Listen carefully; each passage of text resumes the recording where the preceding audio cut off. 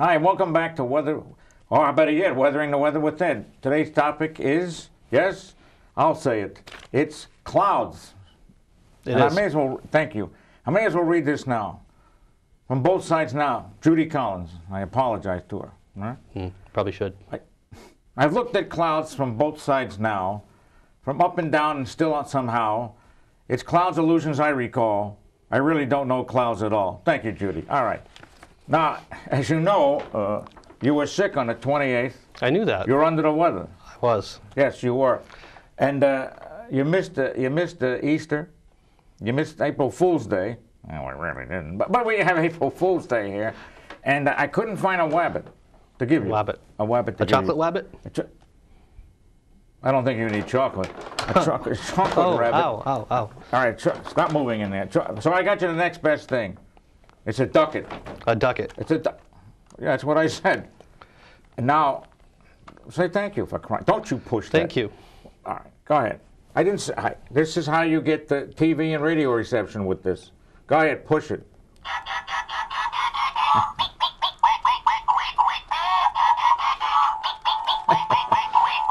Too much to drink. Don't stop it. It goes for a while.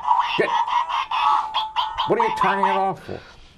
So that we can do the show. We have to talk about clouds, right? No, we don't. All right. Well, at some point. All right. First of all, I want to talk about the current weather.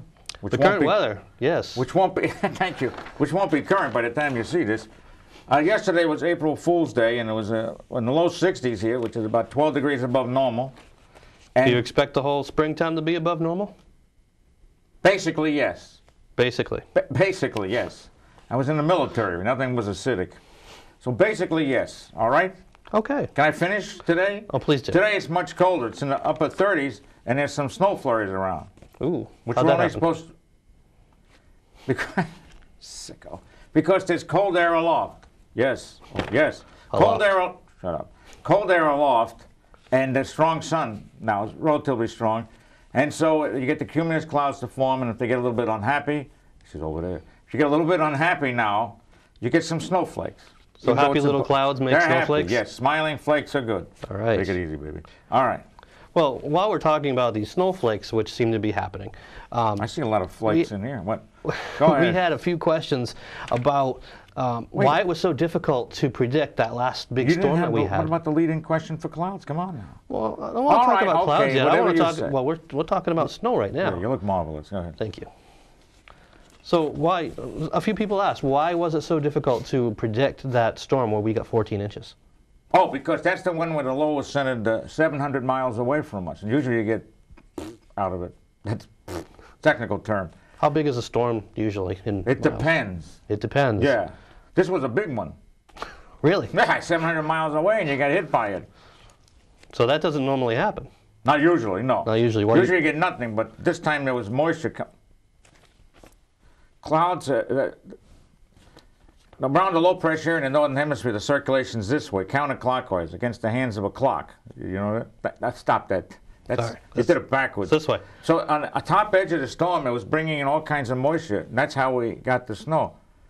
But normally you don't get anything of that. It's that far away. Usually you get nothing, clouds, or nothing if you pronounce it right. Do you think this is related to global warming? Thank you. I was about to say that, yes, because we had a lot of strange things going on, including you. Yes. Do you think I'm related to global warming? Well, it looks like it, yes, especially with blue streaks on your sneakers. Hey, these are nice. Don't get carried away. You're the one who brought in the ducket. Hey, leave Fred alone. Go ahead. All right, so we already know that we're gonna talk about clouds today. You're stuttering. I know. So we're gonna kick this off with a question from Kathy in Merrimack, New Hampshire. Very good. And she writes, yes. How many different types of clouds are there, and how do they form? Oh, many. Many. That's many.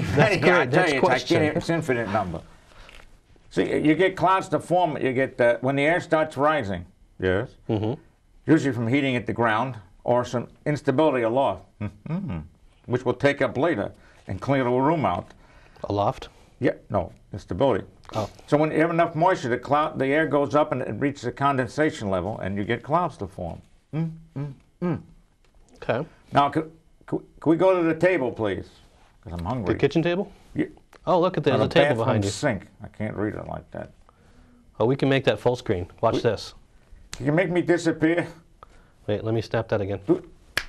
Oh! There we go. It It took both of us. took both. All right, these are cloud classifications. I've seen them from both. All right, you see the clouds going. By the way, the what level the clouds are in, labeled as, is where the base of the cloud is. Now, cirrus, the high clouds are relatively thin, especially the cirrus, not to mention the CIRROSTRATUS. Are you serious? You are sick. Go on, I please. thought I was unwell. Don't let me hold you up. Thank you. Cirrus clouds, those are made out of ice crystals. They look like mare's tails with the tail up and the horse is delivering a present, apparently. And then we have CIRROSTRATUS, which gives you a halo, not the shampoo. And CIRROCUMULUS is another high cloud. They look like checkerboards. We'll get to those later, apparently. And then we have ALTOCUMULUS in the middle. We have ALTOSTRATUS in the middle. And bringing up the rear, as we like to say, or the New York Mets, sorry. Cumulus clouds, they can be happy or unhappy. We have cumulonimbus, that gives you thunderstorms. Stop shaking your head. STRATOCUMULUS, I'm agreeing. they're happy. They may give you a spritzing or a flaking. Stratus or stratus, depending where you come from, that's basically a fog cloud. All right, wait a minute. Put that table back. I didn't go to levels, heights. Thank you. Hard to get good help these days. Low clouds is from the surface, the base from the surface to 6,500 feet. If the base is the surface, it's called fog. Well, if you're from Texas, it's called fog. Now, middle clouds, 6,500 to 20,000. Yeah, I have a question. Why? The same I'm raising number? my hand, ain't I? Yes, sir. Okay, so those elevations, are those above sea level or above wherever the ground level Above is? the ground. Above the ground, okay. Want to repeat that again? No. And of course, high clouds which disappeared, which are from, I don't remember. Where are they from? Can I get the table back, please? Thank you. High clouds are 20,000 feet and higher. Now, when you see 6,500 and 6,500, 20,000, let's not quibble about this, you know? No, I wasn't going to. Now, should we go to the different types of clouds, or you want to ask some questions? Why don't we take a look at those clouds? That's what I asked. Why don't we? Let's take a look at the cirrus You're not cloud. well, you know. I know, I'm sorry. These are cirrus clouds. I don't see. There's a mare's. Well, not too good. They're high and thin. They're thin because the source of the moisture for clouds are at the Earth's surface. Source for anything. In our next cloud? Next cloud, please. Apparently, the next cloud's a little bashful. Oh, this is CIRROSTRATUS. In the top part, that's a halo. Halo. You get that around the sun or the moon. They're ice crystals. And if the lower in the sky, the sun or the moon is the farther away. How do you like that? Correct English. Don't stop. CIRROCUMULUS. If you look on the upper right, it looks somewhat like a checkerboard. These are ice crystal clouds, but they're a little thicker than the other ones. Now, can we go to the middle, please? ALTOCUMULUS. You can see the similarity, just agree with me. Sure. In the checkerboard effect. These are middle deck and a little bit lower down, and these ones are, they're thicker. And these are darker too. Is that something that's unique to this, or? Yes, they use tinting. No, it's from, it's getting shadowing from above, so that's why it looks darker on the bottom. Shadowing from above, because they're thick? Or there's clouds above there's clouds above it. Okay. All right, next question. That's not correct. What happened to ALTOSTRATUS? He's in my will. ALTOSTRATUS? Well, if we had well, we'll do ALTOCUMULUS cast. Oh, you're right. Sorry, back it up. I was thinking of cumulus. All right, ALTOSTRATUS. I'm not well. You see, there's the moon. That's the sun, actually. And that's called, the cloud's thick enough. So you really shouldn't look at the sun because it's still too bright. But it's thick enough that it makes it dimmer. And that's still a middle deck cloud. They call that looking through a frosted window. Or a frosted beer glass. Next one, please. Give me back ALTOCUMULUS, whatever. Thank you. ALTOCUMULUS Castellanos. He was a musician, an orchestra leader. Andre Castellanos. Write that down. Thanks. ALTOCUMULUS. You notice along the cloud top there's some little puffs on it. We call those turrets, not turrets. And that's indicates a lot of instability in the atmosphere. And something like 95% of the time, in New England, we'd say somewhere in New England there's a thunderstorm going to take place. Doesn't mean where you are. Next guest contestant, please. I'm getting tired of this. No, ALTOCUMULUS lenticularis. You want me to say anything about it? I was going to ask you about lenticularis clouds. Well, there they are, buddy. Lenticular clouds. rather unique formations of lenticular clouds. And actually, if we skip ahead to those really cool pictures we have. Wait a minute. I love to skip. I get to skip. All right, he gets to skip. I'm sitting here, so I get to skip. See, these are my cloud pictures. Back a moment. I didn't take that picture. You're damn right you didn't. But look at that. That's a lenticular sorry, you're cloud. darn right. What? That's in the lee of the mountains. If you go back to the other one, it shows you the winds at mid-levels in the atmosphere are quite strong and they're pulling the cloud horizontally. And that's how you get the lens effect. Okay. Let's take another look at a different lenticular cloud. Oh, look at that. See, isn't that way better than yours? Sounds alive with a live of music here. What do you mean it's better? That one's so awesome. Thanks. It looks like a UFO, doesn't it? You look like a UFO. All right. Oh, look at that one. Oh, my God. It's the first girl I ever dated. Look at that. Big nose, I'll tell you. Yeah, if I didn't know what it was, it would be a UFO. Yeah, so that happens in the, oh, hi. That happens in the lee of the mountains. You know, lee. The part where the wind hits the mountains first is called the windford. I'm going to choke here. Please don't. I can't take it. And the part that's afterwards, the second part, that's in the lee of the mountains. Did we do the low clouds? Did we do the low clouds? We missed the low clouds. We're missing low clouds. We're missing the low. Let's jump back. Hello? Oh, I don't jump anywhere at this point. I'm sorry. Here they are. A little congested? What, may I? I got to take something here because, what was this, Shivers Regal again? Oh, I'll read it. This is a cumulus congestus. These are building cumulus clouds. Take a decongestant then. Okay. They're unhappy. Not happy little clouds. They're going on the way to a cumulonimbus. Ooh. So we get a cumulus. All right. So this is a fair weather cumulus. They just, watch this, they just decorate the beauty of the sky. Wow. They're nothing. They don't do anything. Next, please. Wow, it's cumulonimbus with anvil top. Yeah, it's the same cloud deck. I don't know if I can make it. That's the same cloud deck. The same clouds that we saw on the building cumulus. The anvil front part is hidden. Why am I doing this? You can't see it. The front part is hidden. The back end of the anvil is on the right. And there was a multiple thunderstorms. And that day it was in the summer, and it was severe weather south of Boston. What's the significance of the anvil top? Thank you. It's what you get upward motion from below. That's how you get the thunderstorms. And then the wind at high levels was strong enough to shear the top off. And so you get an anvil. Looks like it's Smithy's anvil. And of course, we're still horse and buggy around here, right? Yeah. Well, that kind of brings me to we finished. A question I have from About what? Rahane. Rahane? Rahane. It's Rajani, Turkey. Rajani. Gee, you're going to be shot. We didn't finish all the clouds yet. We didn't? No, we didn't. There's more clouds? Well, can I ask you this Come question? on, don't argue with me. All right, you take it. They're stratocumulus. You see? These are stratocumulus clouds. They're more horizontal than vertical. They look something like the ALTOCUMULUS, but they're lower down. And, my God, we got ALTOCUMULUS and think around again. All right, those other clouds, the stratocumulus, maybe a shower or a flurry, not much. Stratus clouds, if it were lower down, it would give you fog. You're sitting at, what, some beach like Hamptons, and you see stuff looks like smoke coming in, and that's the stratus coming in. And then if it gets down to the surface, then it's called fog, or in Southwest Texas. So really, when it's foggy out, you're really just standing in a cloud. Darn right. I'm usually from the cloud anyway. Okay. You'll get drizzle out of that. Now, can I ask Rajane's question? How about Rajani? Get it right. I happen to know who she is, and she's going to slap you silly. All right. Rajani. What are you going to do? It's Rajani? Rajani, come on. All right. Rajani, I'm sorry. Rajani, she's from Acton, you are sorry, and she kid. asked, and now you'll know why I asked this question before, or tried to. Just get to the question. Why is the bottom of a thunderstorm cloud so dark? Because, because a thunderstorm could be at, say, at 100 feet at the base, and the top of the cloud could be at 70,000. That's a heck of a lot of shading up above. That's a lot of clouds. Thank you. That's why it's so dark at the bottom.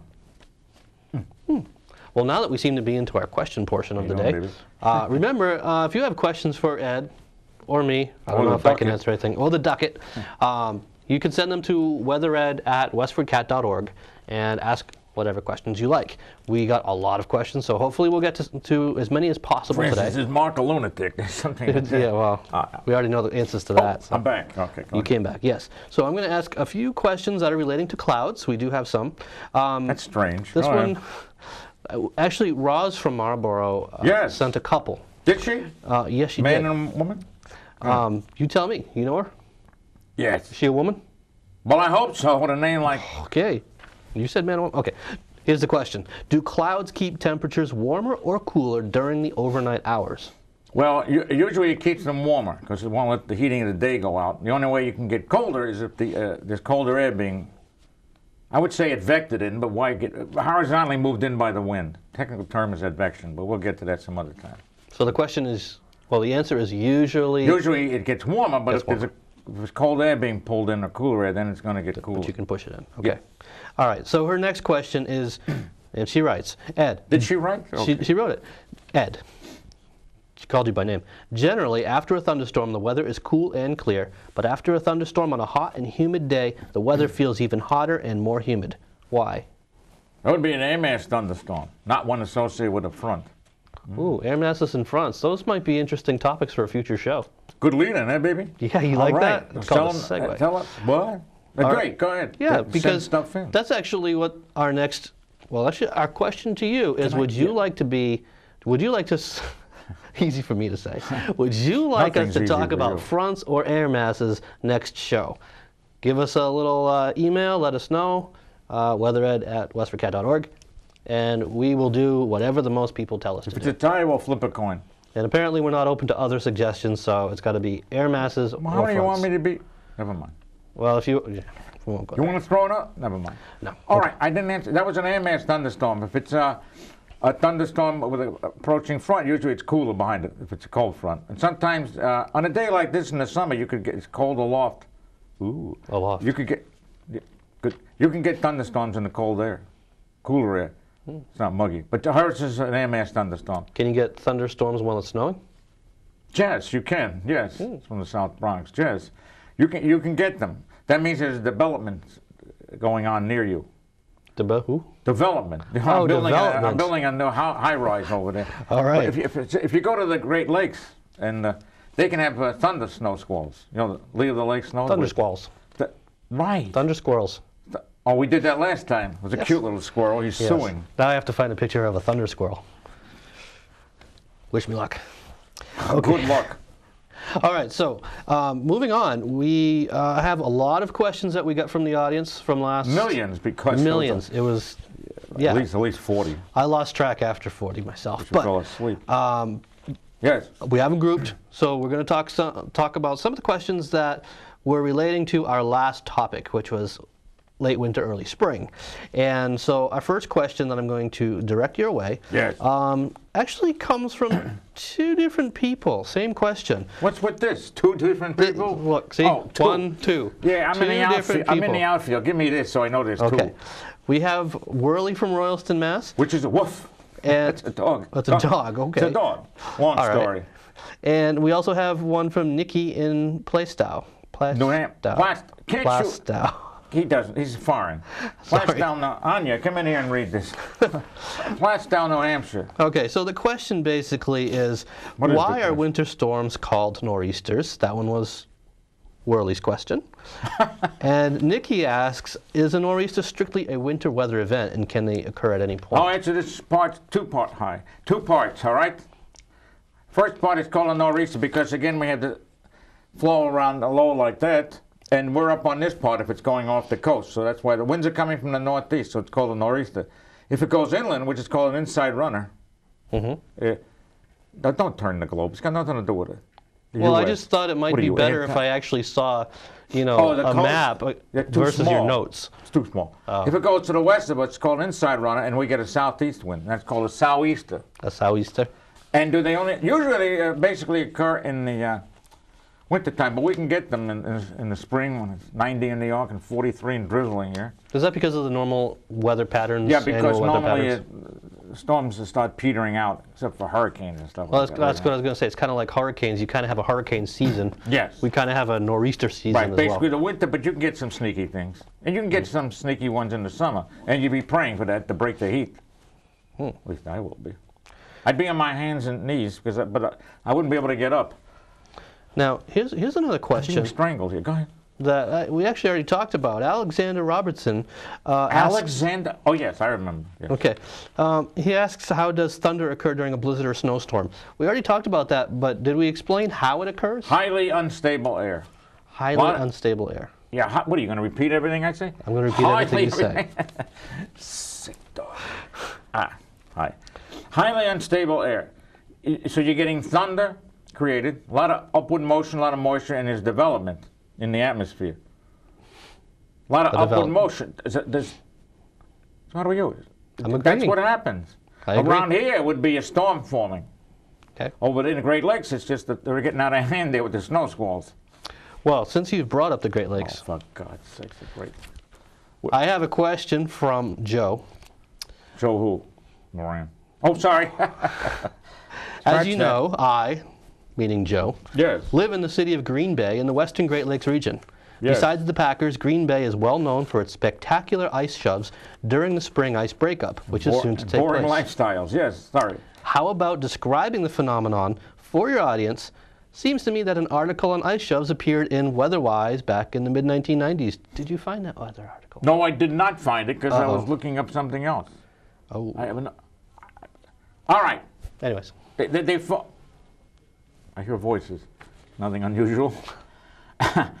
Ice shoves. That shove is a surge of ice from an ocean or large lake onto the shore. They are caused by ocean currents, strong winds, or temperature differences along the shore, creating piles. I'm not going to say hemorrhoids. Up to 12 inches. Excuse me, 12 meters if you're from Europe, and 40 feet high if you're from around here. Ice shoves can damage buildings and plants.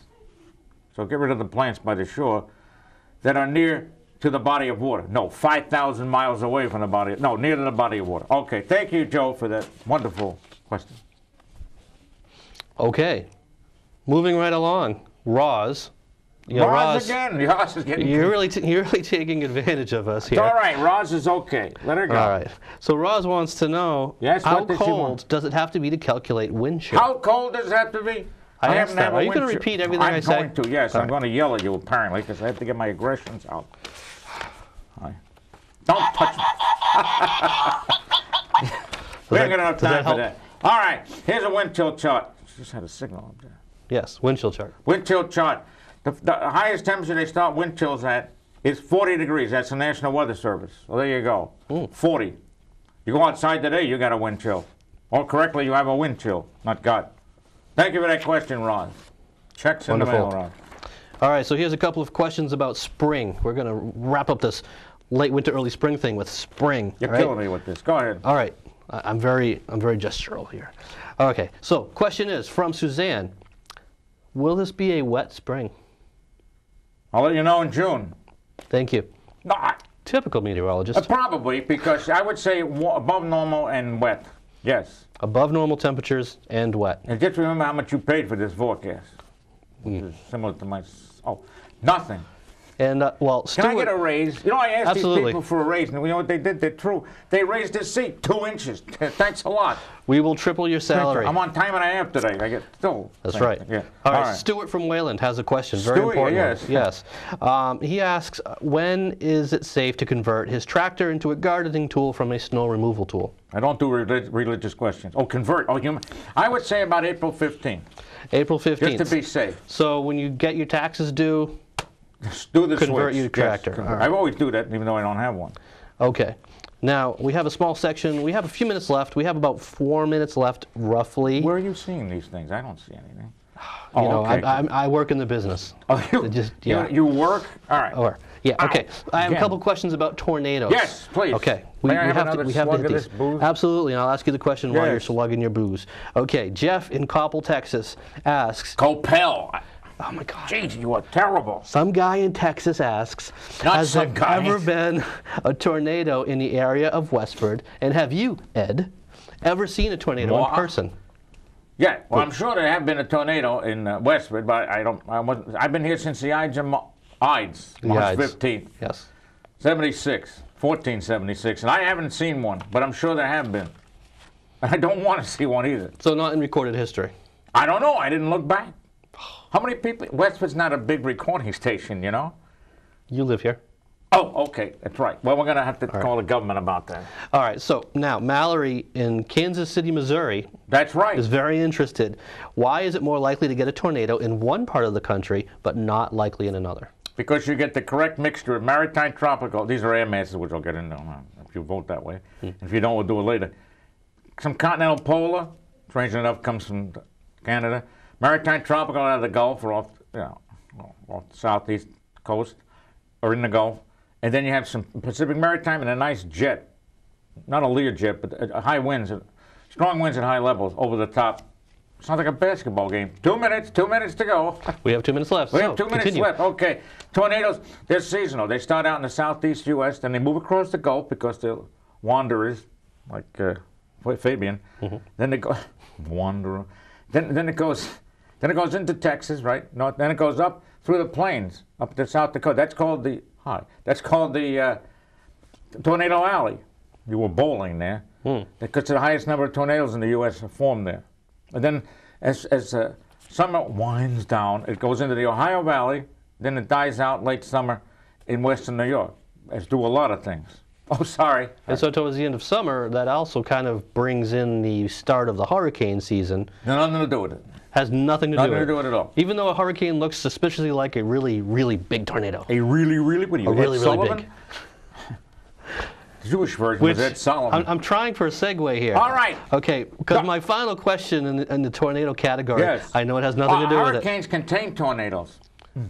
Yeah. They can, yes. Yeah. Water spouts too, right? Yes. See our last show. You would never notice the water spout because you're running for your life. Yeah, and I don't generally spend a lot of time on You don't run too far. All right. Do hurricane winds turn clockwise or counterclockwise, and why? They go counterclockwise because it's a low pressure area. Northern hemisphere will go counterclockwise this way, and the southern hemisphere will go the other way. Yes, stop it. You're enjoying it too much. Is that because of the spin of the Earth? Yeah, we can bring up the Coriolis force, which didn't we do that last time? No, we didn't talk about Coriolis. I may have done that in class. We'll have to do that next time. It's a deflectional force because the Earth rotates. Well, this question's from Kayla, a former student. It's a long 2 minutes. She should know. Well, probably is a long 2 minutes, so we should probably wrap up. Wrap you up. There's one final question, not related to anything. My age? But you said that you were going to get to this question. It's from Dennis Lawler in Springfield. Yes. What causes a sea breeze or lake breeze? All right, that's a phenomenon now going on. Phenomenon. Phenomena. Phenomena. Phenomena. Phenomena. Phenomena. Phenomena.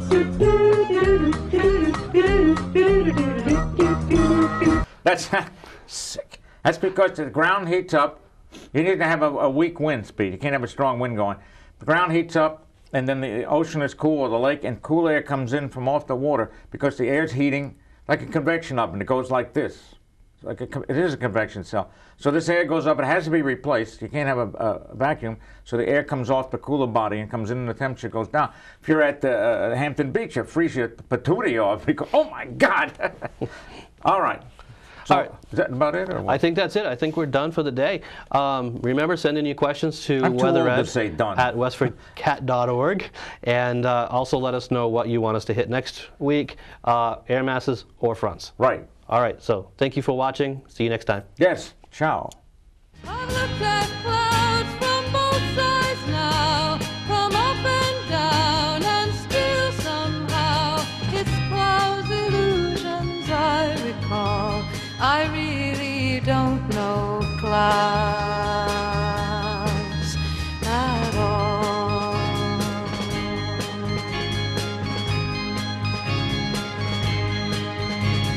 Moons and Junes and Ferris wheels, the dizzy dancing way you feel.